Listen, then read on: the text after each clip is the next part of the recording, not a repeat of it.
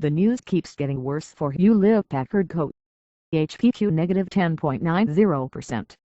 The Palo Alto, California, technology giant early Tuesday reported a nearly $7 billion loss, writing down the software unit named Autonomy that it acquired just over a year ago and citing accounting irregularities, among other reasons.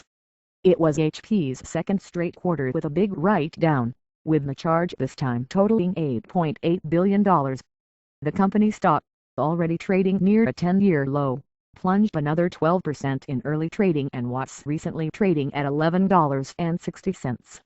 HP Chief Executive Meg Whitman said an internal investigation revealed serious accounting improprieties and outright misrepresentations with Autonomy, the UK software maker that HP bought for more than $10 billion in 2011. In particular, HP said Autonomy before it was acquired mischaracterized some sales of low-margin hardware as software and recognized some deals with partners as revenue even when a customer never bought the product.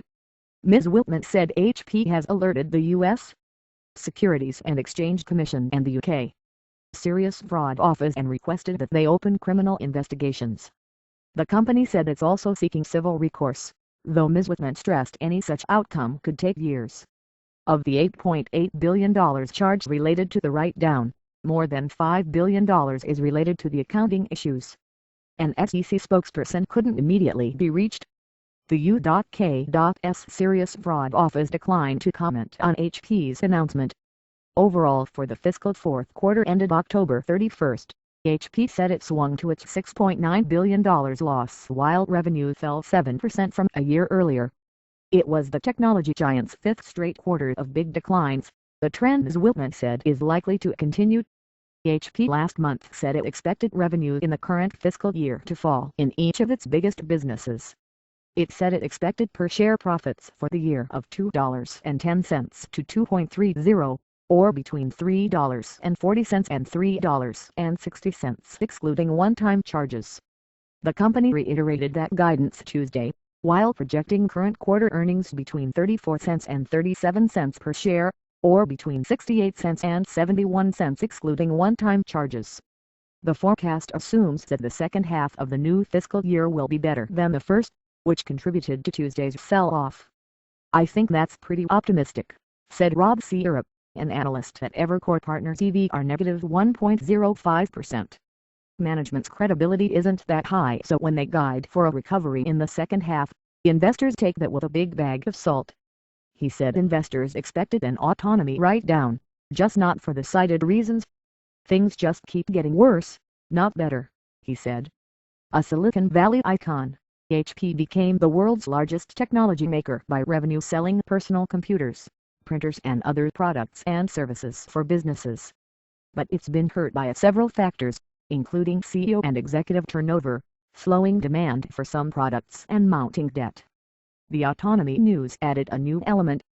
Even before HP announced its acquisition of the software maker, rumors swirled that Autonomy's growth was due partly to fuzzy accounting. The dossier questioning some of Autonomy's growth was widely circulated around the time that the acquisition by HP was announced. Mike Lynch, Autonomy CEO at the time, denied any such irregularities in an interview then. Mr. Lynch left HP in May. In an emailed statement, a spokesperson for Mike Lynch said Autonomy's former management team was shocked to see this statement today, and flatly rejects these allegations, which are false. HP's due diligence review was intensive, overseen on behalf of HP by KPMG, Barclays BRC.L and negative 1.52% and Perella Weinberg. HP's senior management has also been closely involved with running Autonomy for the past year. It took 10 years to build Autonomy's industry-leading technology, and it is sad to see how it has been mismanaged since its acquisition by HP. HP's internal team was aware of the allegations at the time, people familiar with the matter have said. There was broad concern when HP announced its intent to acquire Autonomy in August 2011 that it was overpaying rival Oracle Corporation.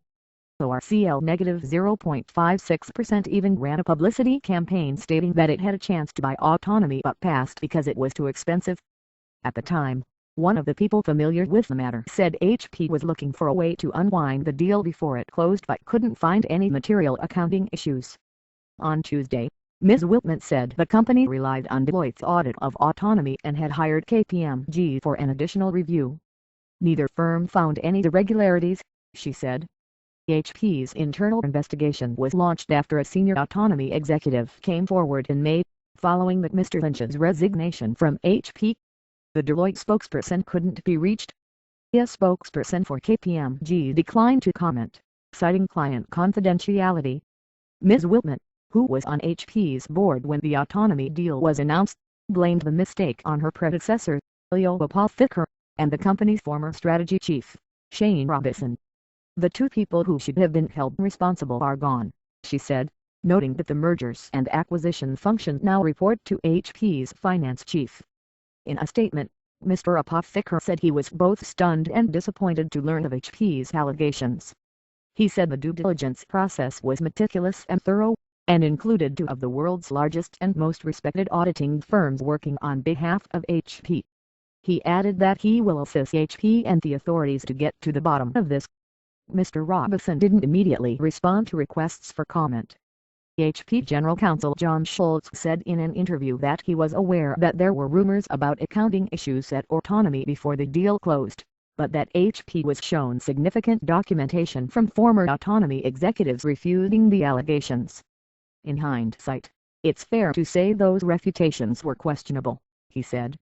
HP's decision to buy Autonomy in August last year was part of Mr. Apotheker's dramatic plan to revamp HP by splitting off or selling its personal computer business. Mr. Apotheker was ousted a few weeks after the announcement, and his successor, current CEO Ms. Whitman, eventually chose to keep the PC division. When HP bought it, Autonomy was Britain's biggest software company, and second largest in Europe after Germany's SAT.exe plus 0.96% AG. It has customers that include intelligence agencies, big corporations, banks and law firms. Autonomy software searches through unstructured information such as emails, instant messages, recordings of phone calls, still and video images looking for patterns of lucrative or nefarious activity. Intelligence agencies use it in analyzing intercepted communications. The dealings of Jerome Kern EL, rogue trader at Societe Generale SA, GLE.FR plus 1.05% were also tracked using Autonomy's technology. Even without the Autonomy charge, HP's business suffered. Revenue in its PC business fell 14% from a year ago to $8.7 billion. Sales to consumers were hit particularly hard during the quarter, decreasing 16%, though sales to businesses also fell 13%. The overall market for PCs has slipped lately, as people instead buy tablets and smartphones. Research company IDC said that overall PC shipments declined more than 8% in the third quarter of 2012, the largest such shortfall in more than a decade. HP's shipments declined 16%, IDC said. Sales in HP's printer group dropped 5% to $6.1 billion, while revenue from products like servers and networking gear used by businesses declined 9% to $5.1 billion. In HP's big services business, which the company has identified as a problem area, sales fell 6% to $8.7 billion.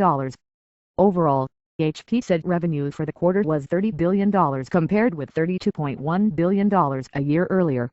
It lost $6.9 billion, or $3.49 per share, compared with a profit of $200 million, or 12 cents per share, a year ago.